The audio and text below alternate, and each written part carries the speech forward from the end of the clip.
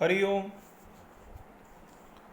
Knowledge plus channel में हम सभी विद्यार्थियों का स्वागत करते हैं। आज हरिओम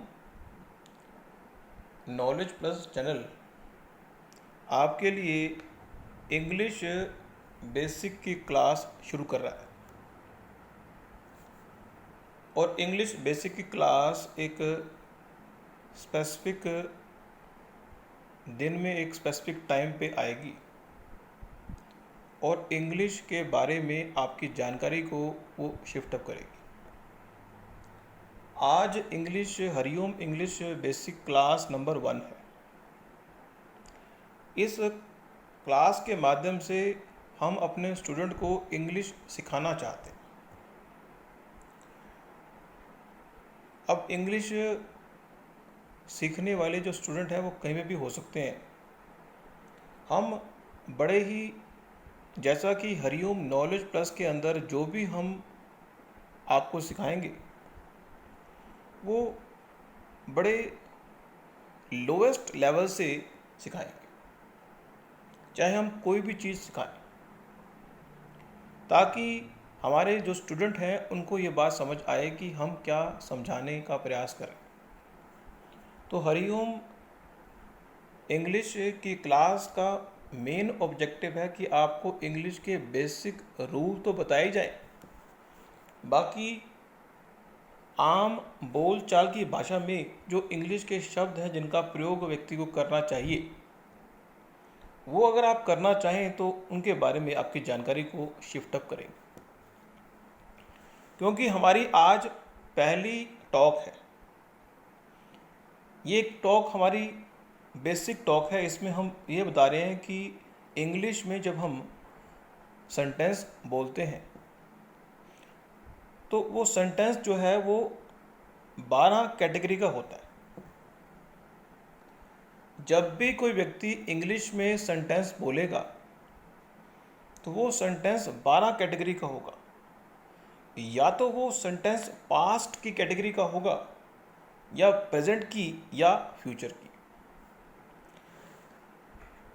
सभी विद्यार्थियों से हम ये उम्मीद भी करेंगे कि वो कॉपी पेन लेके बैठें। हरिओम नॉलेज प्लस की टॉक में जो भी जानकारी आपको किसी भी माध्यम से दी जा रही है, चाहे इंग्लिश की हो, चाहे अकाउंट की हो, चाहे एक्सेल की हो, चाहे कंप्यूटर हार्डवेयर की हो, चाहे CCNA की हो, कोई भी जानकारी हम आपको दे रहे हैं, चाहे एस्ट्रोलॉजी की हो, चाहे विचारों की टॉक हो, हम चाहेंगे कि उसका A आउटपुट लेने का प्रयास आप करें। B और C आउटपुट भी आप ले सकते हैं। अगर ये जानना चाहते हैं कि A और B आउटपुट क्या होता है, आपको हरिओम अनमोल वचन, हरिओम नॉलेज प्लस की जो टॉक है उसके 1 से 5 वर्जन हमने लॉन्च किए हुए हैं। उनको आप देख सकते हैं कि हरिओम नॉलेज प्लस का उद्देश्य क्या है, इस चैनल को बनाने का उद्देश्य क्या है और इसका बेनिफिट कौन से बच्चे ले सकते हैं। आपके सामने जो वीडियो शो हो रही है उस पर कुछ भी शो नहीं हो रहा, लेकिन फिर भी हमारी जो ऑडियो है उस पर आपने फोकस करना है। अगर कुछ शो नहीं हो रहा या कुछ भी शो हो रहा है, वो अगर को रिलेट नहीं हो रहा कि जो हम बात कर रहे हैं, तो कोई घबराए ना। इंग्लिश में 12 तरह के सेंटेंसेस होते हैं। एक सेंटेंस जिसको हम प्रेजेंट कहते हैं, उसके अंदर 4 पार्ट हैं। एक है पास्ट, उसके अंदर भी 4 पार्ट हैं, और एक है फ्यूचर, उसके अंदर भी 4 पार्ट हैं। किसी भी सेंटेंस के 5 पिलर हैं जिनके ऊपर सेंटेंस टिका होता है। कभी भी कोई सेंटेंस हम बोलते हैं तो सब्जेक्ट, एक है सब्जेक्ट, एक है, मतलब 5 बेस हैं जो नोट डाउन कर लें। पहला है सब्जेक्ट A। B की अगर बात कर लें तो वो है हमारा हेल्पिंग वर्ब। एक है वर्ब, एक है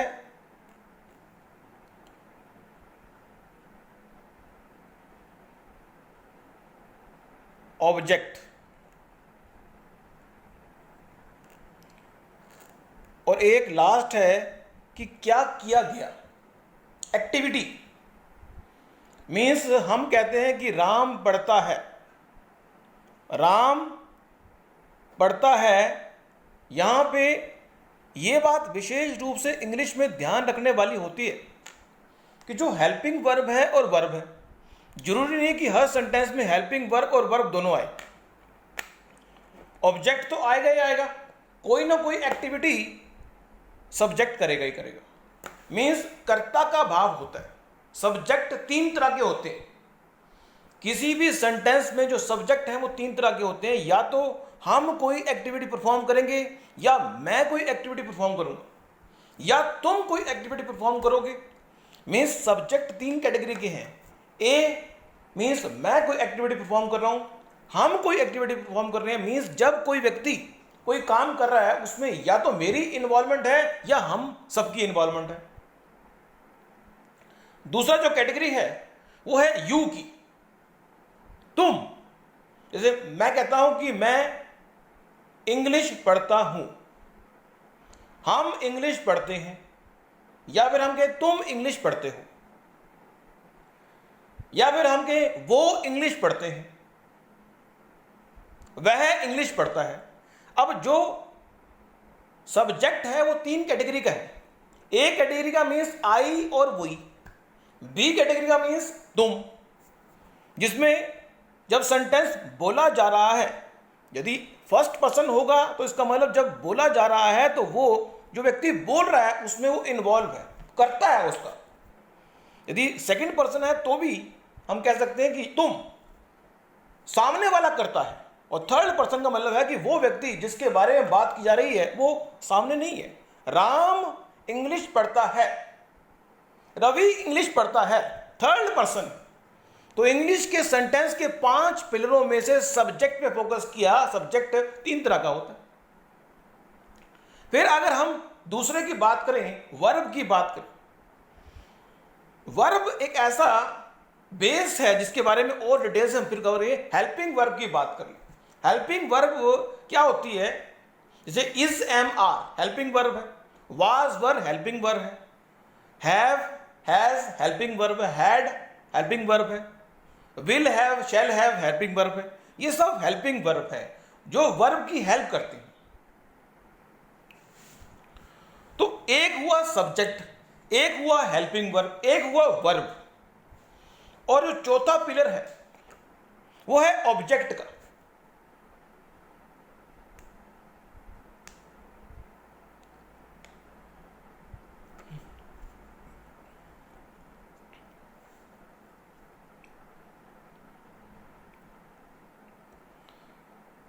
ऑब्जेक्ट का मतलब क्या एक्टिविटी परफॉर्म हो रही है।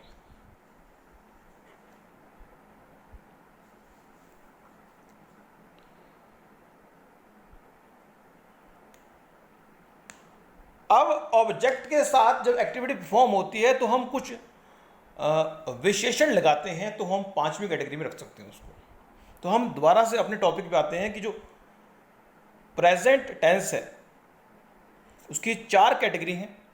Present indefinite, present continuous tense, present perfect tense और प्रेजेंट परफेक्ट कॉन्टिन्यूस टेंस। आज अभी हम पहले शुरुआत कर रहे हैं प्रेजेंट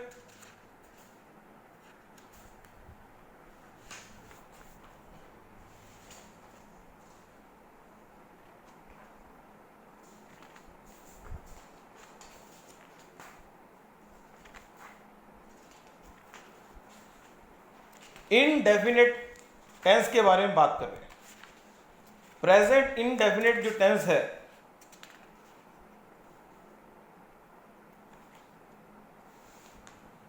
जिसे हम सिंपल टेंस कहते हैं, इसमें एक नियम बताया गया है कि अगर जो सब्जेक्ट है एक वचन है, अब सब्जेक्ट जो है एक वचन भी हो सकता है और सब्जेक्ट बहुवचन भी हो सकता है।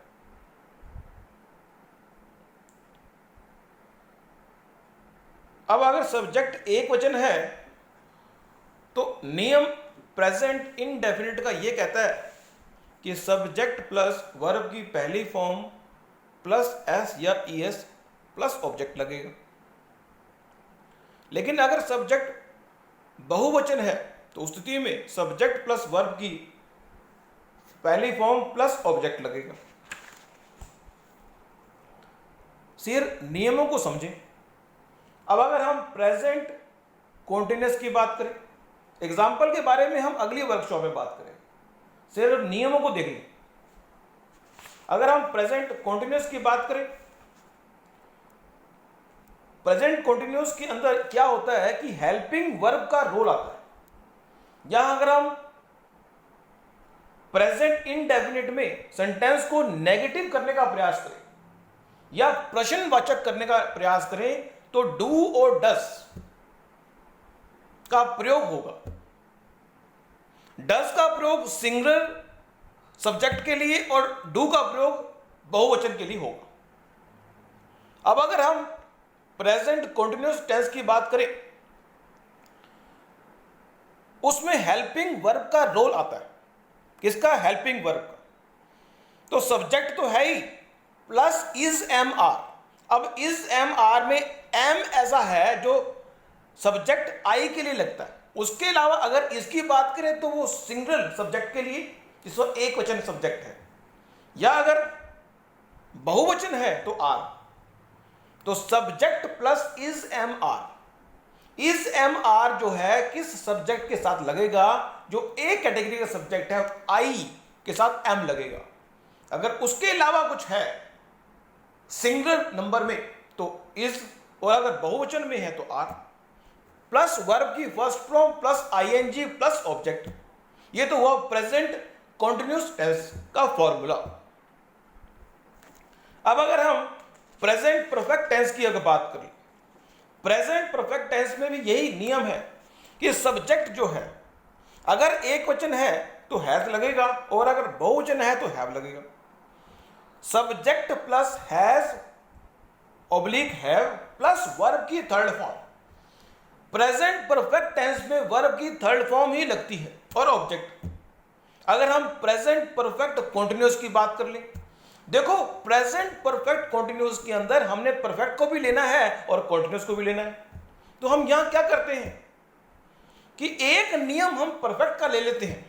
परफेक्ट का नियम क्या है? परफेक्ट का नियम क्या है कि हम हैज और हैव का प्रयोग करेंगे। और कॉन्टिन्यूअस का नियम क्या है? वर्ब की पहली फॉर्म प्लस आईएनजी।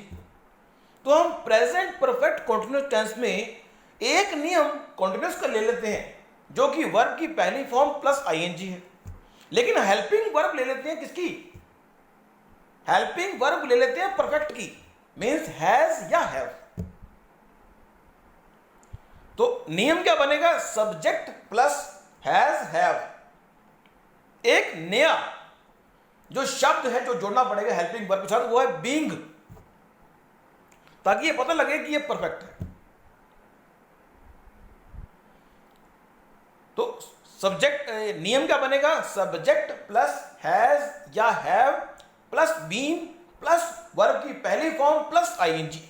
ये हुआ प्रेजेंट परफेक्ट कॉन्टिन्यूअस। अब प्रेजेंट परफेक्ट कॉन्टिन्यूअस के बाद हम पास्ट की बात कर लें। अगर हम पास्ट की बात करते हैं तो सिंपल पास्ट का नियम है कि पास्ट इनडेफिनिट का नियम क्या कहता है। एग्जाम्पल की बात अगली वर्कशॉप में हम बताएंगे आपको। ये अभी फिलहाल अपने आप को पक्का कर लें कि ये इसके जो नियम है वो देखें बस। आने वाली वर्कशॉप में नियमों के साथ साथ एग्जाम्पल भी दी जाएंगे, लेकिन अभी पहली टॉक में हम नियमों में फोकस कर रहे हैं और हम चाहेंगे कि सभी विद्यार्थी कॉपी पेन लेके नोट डाउन करें। तो प्रेजेंट पास्ट इनडेफिनिट का नियम क्या है? वर्ब सब्जेक्ट प्लस वर्ब की सेकंड फॉर्म प्लस ऑब्जेक्ट। अब यहां पे सब्जेक्ट चाहे कोई भी हो, इतना तटस्थ नियम, स्टैटिक नियम बता देंगे हम कि प्रेजेंट इनडेफिनिट में सब्जेक्ट कोई भी हो, वर्ब की सेकंड फॉर्म और ऑब्जेक्ट लगेगा। पास्ट कॉन्टिन्यूअस टेंस की बात कर लें। अब पास्ट कॉन्टिन्यूअस टेंस में क्योंकि हेल्पिंग वर्ब लगेगी, पास्ट कॉन्टिन्यूअस टेंस में हेल्पिंग वर्ब लगती है। लेकिन अगर by chance present past indefinite में अगर हमें नेगेटिव करना हो तो डिड का प्रयोग होता है। लेकिन यहां पे विशेष बात ध्यान रखने वाली है कि जब भी हम पास्ट इनडेफिनेट में डिड का प्रयोग करेंगे तो डिड के बाद वर्ब की पहली फॉर्म आती है। नियम का वायलेशन होगा, जैसे ही डिड आएगा वर्ब की पहली फॉर्म आ जाएगी, लेकिन नॉर्मली पास्ट इनडेफिनेट में वर्ब की दूसरी फॉर्म आती है। अगर हम पास्ट कॉन्टिन्यूअस टेंस की बात करें तो हेल्पिंग वर्ब चाहिए हमें, तो सब्जेक्ट प्लस हेल्पिंग वर्ब के लिए यहां पे वाज और वर्ब।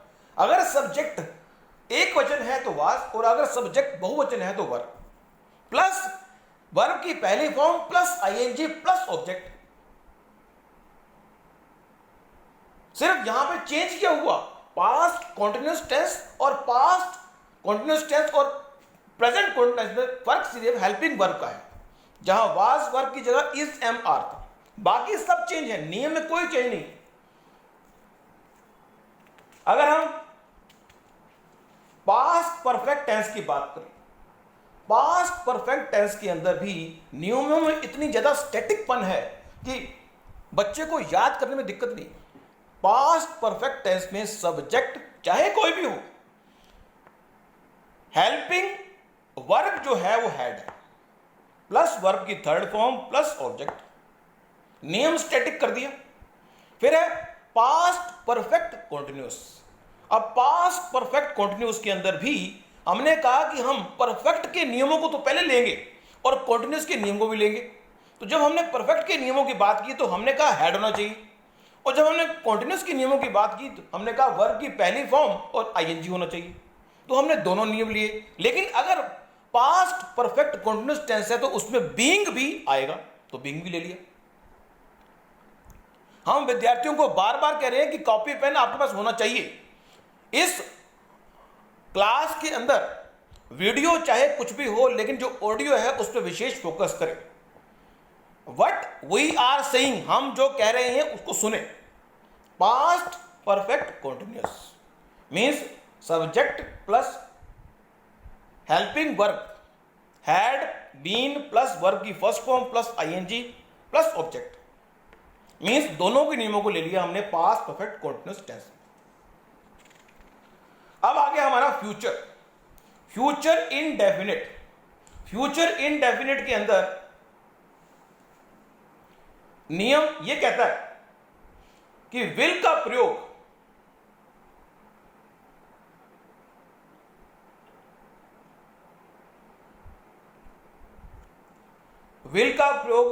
थर्ड पर्सन और वी के साथ,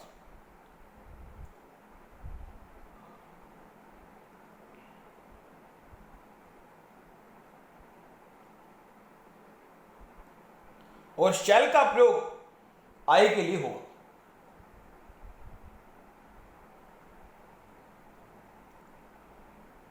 तो यहां पे नियम क्या कहता है, subject plus will plus verb की पहली form plus object. Future indefinite का नियम क्या है, सब्जेक्ट प्लस हेल्पिंग वर्ब में विल प्लस वर्ब की पहली फॉर्म प्लस ऑब्जेक्ट। फिर है future continuous tense. Future continuous tense में जो चेंज होना है, सिर्फ एक ही चीज चेंज होनी है, वो है हेल्पिंग वर्ब। जहां हेल्पिंग वर्ब प्रेजेंट कॉन्टिन्यूअस के अंदर इज एम आ रही थी, पास्ट में वाज वर्ब आ रही थी, यहां पे सिर्फ हमने चेंज क्या करना है, विल बी लगाना है। विल बी या शैल बी, विल बी या शैल बी लगेगा। नियम क्या हो जाएगा, subject plus will shall, will be shall be plus ING plus verb की पहली फॉर्म प्लस ऑब्जेक्ट। ये हुआ फ्यूचर कॉन्टिन्यूअस टेंस। अब आगे हमारा फ्यूचर कॉन्टिन्यूअस टेंस के बाद फ्यूचर परफेक्ट टेंस।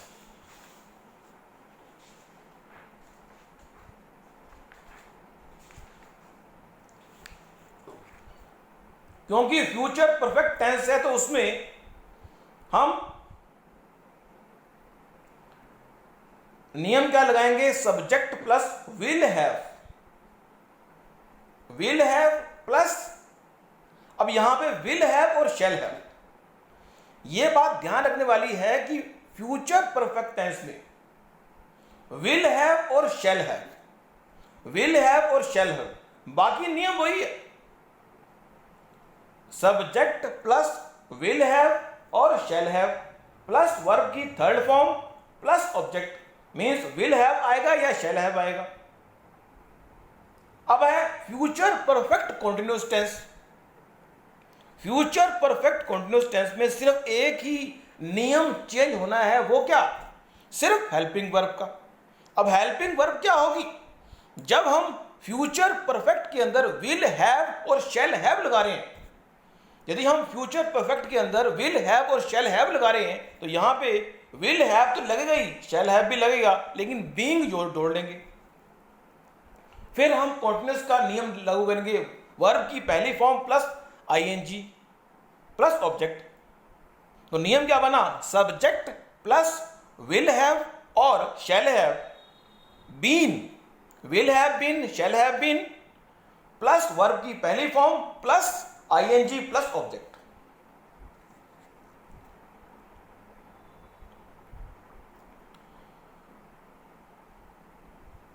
अब आ गया हमारा लास्ट में, नहीं, फ्यूचर परफेक्ट कॉन्टिन्यूअस टेंस हो गया खत्म। तो ये 12 तरह के जो सेंटेंस थे जिसकी जानकारी हमने इस टॉक में दी, आपको समझ आ चुके होंगे। नेक्स्ट जो वर्कशॉप होगी या क्लास होगी उसमें कुछ और इंग्लिश के बारे में आपकी जानकारी को शिफ्ट अप करेंगे और हम प्रयास करेंगे कि हरिओम नॉलेज प्लस चैनल के माध्यम से हम आपको इंग्लिश के बारे में, अगर आपको इंग्लिश के बारे में कुछ भी नहीं पता लेकिन आप इंग्लिश को सीखना चाहते हैं, आपका एक कैटेगरी का एफर्ट आपको इंग्लिश में मास्टर बना देगा। आपका बी कैटेगरी का एफर्ट आपको इंग्लिश में कुछ इम्प्रूवमेंट कर देगा और आपका सी कैटेगरी का एफर्ट भी आपको इंग्लिश में कुछ इम्प्रूवमेंट देगा। ये टोटली आप पे डिपेंड करता है कि आप इंग्लिश के इन क्लासेस को कैसे गो थ्रू करते हैं। आपकी मेहनत ही रंग लाएगी। हमने अपनी टॉक से आपको जानकारी दी, लेकिन उस पर अगर आप वर्कआउट करेंगे तो इसका लाभ आपको मिलेगा। Thank you so much for listening.